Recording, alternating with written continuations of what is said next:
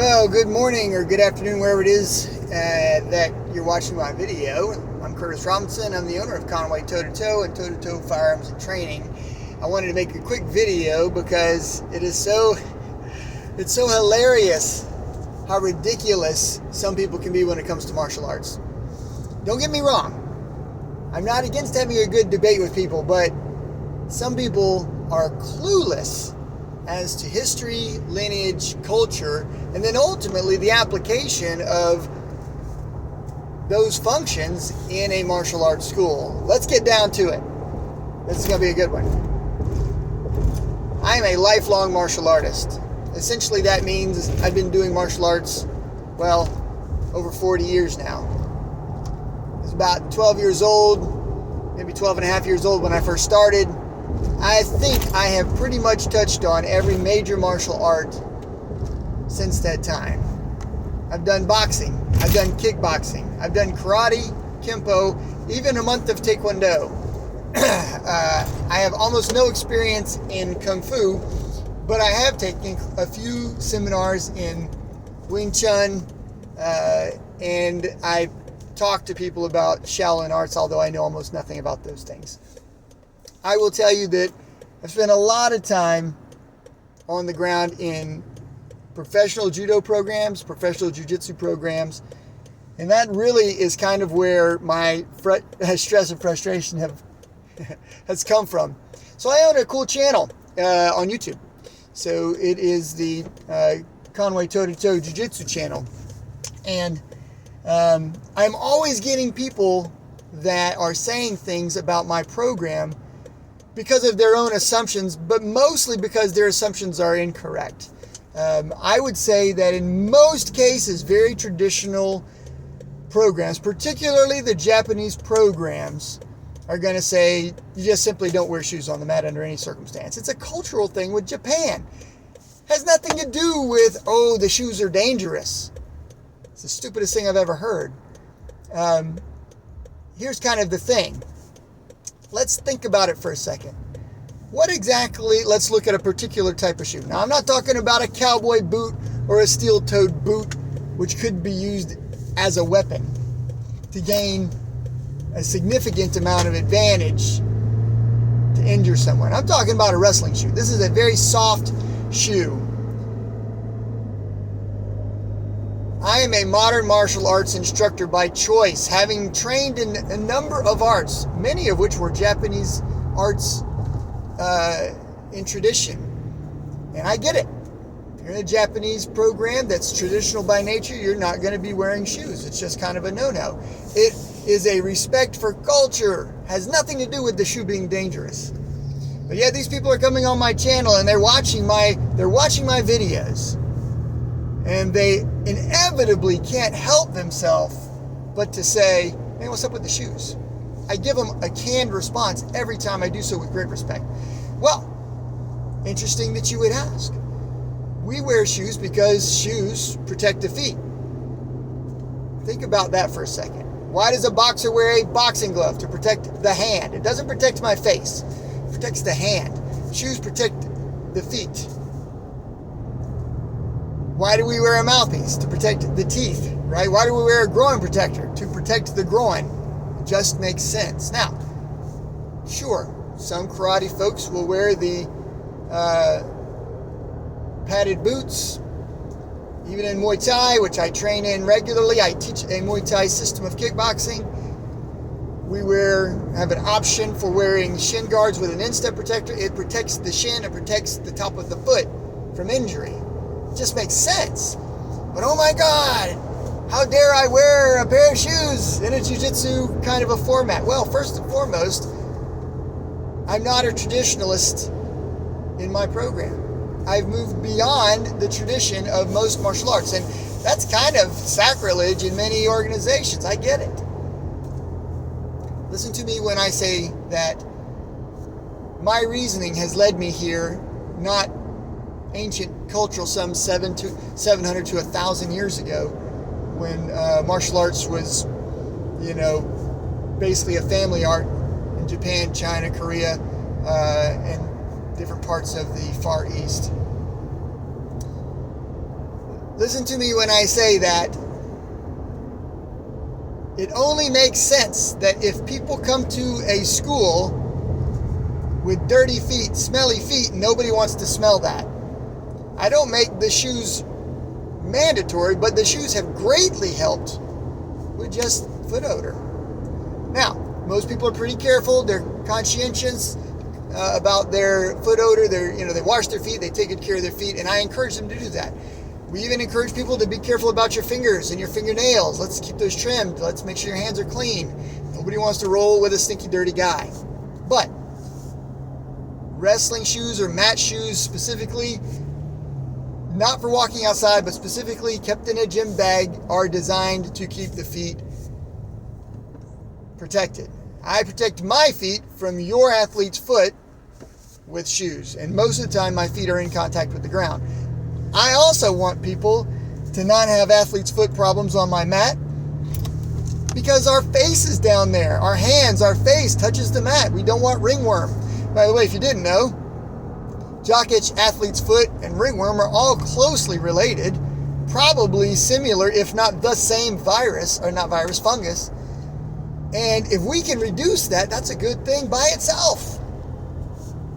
So, of course, I say these things to these people that, hey, what's up with the shoes?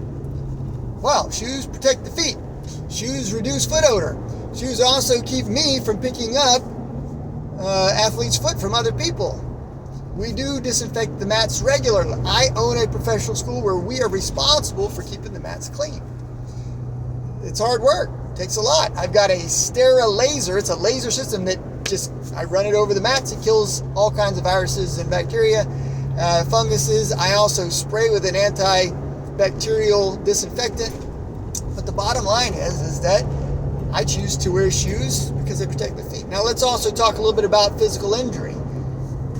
When you kick or even sweep, foot sweeps are known in Judo and Jiu-Jitsu, for example. Sambo, wrestling, we sweep. If you catch a toe, you will separate that from the foot, and there's nothing worse than getting a toe pulled away from kicking or sweeping someone, or you get ashibare foot. This is basically foot sweep where the toes are injured and damaged from so many foot sweeps. The shoe protects the foot. It holds the toes together. It just makes sense. Now, I explain these things in a nice way. And I tell people that in addition to protecting the foot, and even helping me keep the mats clean, protecting my face from getting your athlete's foot or ringworm, the shoe protects me physically from injury, which is important. But there's one other reason why I'm happy to wear shoes, and I let my students wear shoes, as long as they are mat shoes, wrestling shoes, designed specifically for wear on my mat so we don't tear up the mats. But no one is going to take off their shoes in a self-defense encounter. A bad guy comes and attacks you, you're not going to say, oh, time out. I'm about to perform some Judo on you, or some Jiu-Jitsu. I'm going to perform, my favorite karate or taekwondo, so I'm going to take off my shoes because I don't want my shoes to give me an unfair advantage that could injure you. It would be the stupidest thing in the world to assume that the shoes in some way, shape, or form should be removed before combat. Okay. Lastly, I'm willing to have these discussions with anybody. I do so respectfully, but the minute someone insists that I take off my shoes, or insists that I not allow my students to wear the shoes because they're afraid of injury, because that's the only thing that they can come up with. I explained that we don't follow a traditional culture, that we're a modern martial art. I explained that traditional schools like Judo, karate, and so forth do require a barefoot approach, which is good. I did many years of karate. I know. Kempo also, I know. But for someone to insist that I take off my shoes or insist that my students take off their shoes, the only thing that at that point I can say is how disrespectful that is to me. It's not your school, it's my school. You don't make the rules, I make the rules. You're not training my students, I'm training the students. You're not paying my insurance, I'm paying your insurance. So the thing that's interesting to me is that once I get a little irritated, and people can tell, they get all offended. Oh, well, you just can't wear shoes. You can't do it. You shouldn't do it. It's dangerous. I remind them, I teach a combat system. In kickboxing, I punch, I kick, I throw knees, I throw elbows, I throw headbutts. I make throws in kickboxing. This is a Muay Thai system of kickboxing. The fact that I'm wearing a soft shoe will have zero effect on how I teach or the level of injuries. And here's why. It's a soft shoe. Doesn't have a hard sole. There's no spikes on it. It's not armor. It's a soft shoe. In fact, while I love side kicks and back kicks and ball of the foot round kicks in some cases, most of my kicks are with the shin. Sometimes with the top of the foot. The shoe doesn't cover the shin. Now, I often will wear a shin pad with an instep just to ensure that I don't catch an elbow. Again, makes sense. Keeps me kind of safe. But if they're afraid of my shoe, a soft shoe, my God, what's going to happen when I hit them with this hand? I'm going to put on a 12 or a 14 ounce boxing glove and I'm going to hit somebody. It's like a foot with a shoe on it. It's a hand with a glove on it. Trust me, if you're worried about my shoe, don't let me hit you with the right hand. Definitely don't let me hit you with this elbow. The elbow's completely unpadded. And if I were to take off my shin guards and my shoes, my God, don't let me kick you with my shins. Do you see how stupid the argument becomes when you say, oh, well, the shoe is dangerous?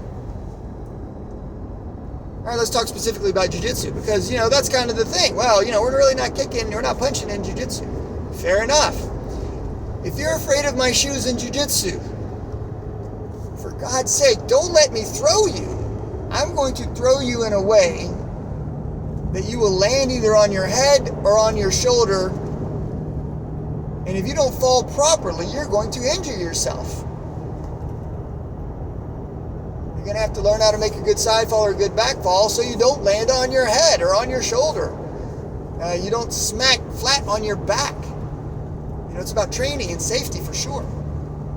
Okay, let's talk about grappling because let's be honest, some of these butt-scooting jiu-jitsu guys don't worry about throws anymore. I see it all the time. It's the most ridiculous sport facade I've ever seen. I tell you, if anybody ever wanted to fight me on the street and they immediately dropped to their butt, I would walk away and I would laugh at them. You can't have a fight on your butt. And I don't want to fight you anyways. So for self-defense, the smartest thing would be for me to leave. So for all you butt-scooting guys that have given up on throwing, anyone that would be afraid of my shoes, what are you afraid of? Are you afraid when you go to leg lock me that my shoe might scrape you? Are you afraid that if I go to do a scissor sweep or a kick out or some other kind of sweep that my shoe is going to, scrape you or scratch you in some way? Maybe when I go to make my arm bar, maybe the, laces come across your face in some way? What are you afraid of? If you're afraid of my shoes, don't let me arm bar you. Because I'm going to be looking for an immediate tap out. I'm going to apply with a decisive amount of pressure. Don't let me choke you. And if I do choke you, you better tap quickly or you are going to be unstinking conscious. It's the nature of jiu-jitsu. It is a violent activity. Joint locks, chokes, suffocation maneuvers, throws. It's a very violent activity, and you're worried that my shoes might hurt somebody? You are a pansy, a punk, a wimp, and have no clue what you're doing in jiu-jitsu if you're worried about my shoes. Now, let's rewind a little bit. Because I vented here, and I've enjoyed venting, and I hope that it's made the point. But let's rewind a little bit. Let's say that you are a traditionalist. You're a traditional judo guy or girl. And you invite me to your school. And nobody's wearing shoes. I will know to take my shoes off. if I choose to train with you, I will be happy to honor your culture. If I'm going to a traditional Jiu-Jitsu program and nobody's wearing shoes, you don't even have to tell me. I'll notice. Nobody's wearing shoes. I will happily take off my shoes if I'm going to train with you, because I want to honor the culture. In fact, I love the Japanese culture. In fact, I love the entire Asian culture. I'm an American. Not Japanese, I'm not Korean, I'm not Chinese, and I'm definitely not trying to preserve a tradition in my program. I'm a self-defense instructor. Probably the most reasonable way to look at my program, given that I teach a kickboxing program, a jiu-jitsu program, and a stick and knife program. I'm a mixed martial arts instructor.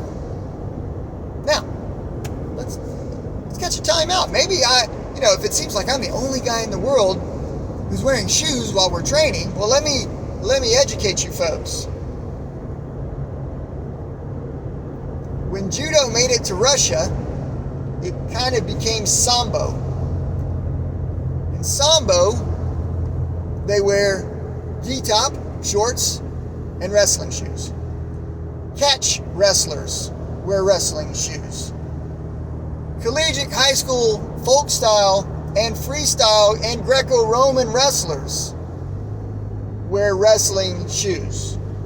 Taekwondo guys have their own special shoes. I see Taekwondo guys wearing special shoes, mat shoes, all the time. Jeet Kune Do practitioners wear wrestling shoes. Many Chinese Kung Fu martial artists wear, if not wrestling shoes, they'll wear a soft shoe, some sort of covering. Man, Bruce Lee was known for wearing his shoes.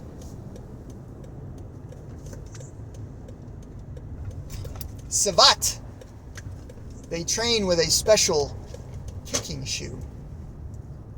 Bas Rutten, who was a European kickboxer, got into pancrase and wore a wrestling boot. And he crippled people, kicking them with this wrestling boot. But he also knocked out more people with palm strikes than you could shake a stick at. The first UFC, footwear was optional. You could wear wrestling shoes, for example. You could have boxing gloves if you wanted. One guy had one boxing glove and no boxing glove on the other hand, if I remember correctly. Very optional. Mixed martial arts. Wrestling shoes are very common.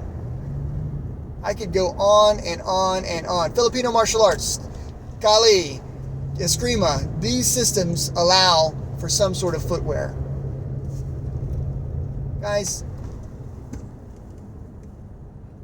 for anybody to sit here and say that it would be dangerous to wear a shoe, you're not in a combat art. Or if you are in a combat art, you're probably not wearing shoes for a very specific cultural reason. I want to respect your culture, but don't tell me how to run my school. Don't tell me how to dress or how to allow the rules, how to build my own rules for my own school. Run your own school. You run your own school however you want to run your school. Let me run my school however I want to run my school. And I'm going to make this final bit a very respectful and a very humble invitation. If you don't think I do quality martial arts because I'm wearing shoes, why are you watching my videos? If you like my videos, please continue to watch. Maybe I can help you. Maybe I can show you something that opens your eyes, makes you think about something. It might be help open a creative avenue, a creative path for you so that you can help teach your students, or if you're brand new, you can help. It'll help you learn some things. Enjoy the videos, get value out of the videos. Don't be a troll. If you're a troll, you're probably going to get a little bit of ire from me, a little irritation. And I respectfully request that you forgive me for that ire. It's hard for me to sit here and, in a legitimate way, have a discussion with someone about how dangerous my wrestling shoes are. If my wrestling shoes are dangerous, what are you going to do when a thug is kicking you with a steel-toed boot on the street? What are you going to do when, someone breaks in your house and they're wearing shoes? Are you going to demand they take their shoes off before you choke them unconscious? What are you going to do then? It's ridiculous. I want to welcome you. I want to invite you and say, you're welcome to come train with me. We will treat you with great respect. Come to my school. I'll be glad to show you what we do. If you like what we do, I will help you. If you want to troll me, and then you're bold enough to come to my school and tell me I can't wear wrestling shoes, you won't be welcome. And if you push it, you and I will have conflict. And we don't want to have conflict. I don't want conflict with anyone. I prefer to be a man of peace. But I train for war. I train for war every day. Every day. By the way, I'm a 20-year Army veteran. I've been to combat. I'm not talking out of my butt. I'm talking from experience. I've also been in law enforcement. I've seen what it looks like on the street, and I know what people will do to me or to other people if we give them the opportunity. That being said, be humble, be respectful at all times. If I've offended anyone, I apologize, and I genuinely hope that we can build a bridge, man, that we can be friends and we can share in some knowledge and train together. And if not, I hope that you'll stay on your side of the road and let me walk on my side of the road. Guys, God bless you. Take care. Train hard. Don't worry so much about the fact that somebody wears a different uniform or has a different culture than you do in your school. Your school is fine. Stick with your school. Do great things with your school. Don't come looking for trouble in other schools. That would be foolish. God bless you. Take care.